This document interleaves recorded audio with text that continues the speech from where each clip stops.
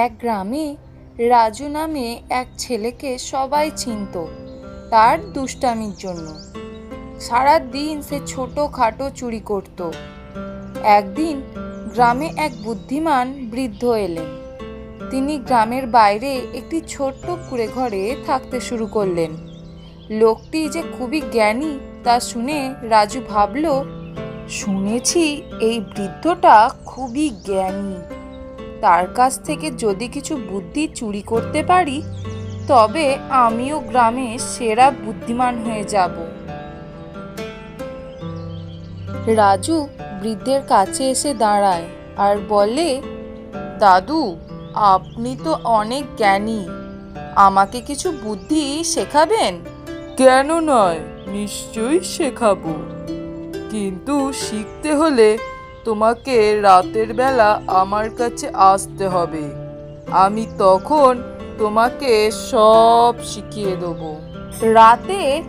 ঠিক আছে, আমি আসব। রাতে রাজু বৃদ্ধের কুঁড়ে ঘরের পেছনে লুকিয়ে থাকে।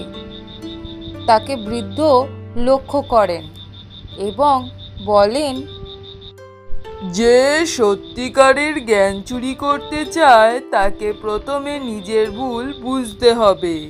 এ কি? তিনি কিভাবে জানলেন যে আমি চুরি করতে এসেছি? রাজু লজ্জায় মাথা নিচু করে বৃদ্ধের সামনে এসে দাঁড়ায় আর বলে, দাদু, আমি ক্ষমা প্রার্থী, আমি আসলে আপনার থেকে বুদ্ধি চুরি করতে এসেছিলাম।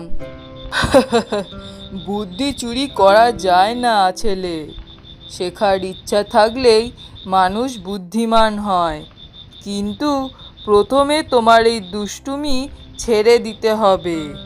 আমি ভুল করেছি দাদু, আপনি ঠিকই বলেছেন, আমি এখন থেকেই সব বদভ্যাস ছেড়ে দেব।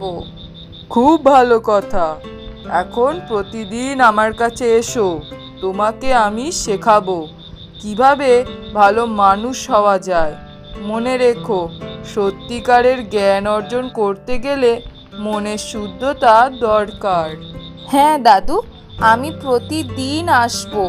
আজ থেকে আমি অন্য মানুষ তৈরি হব।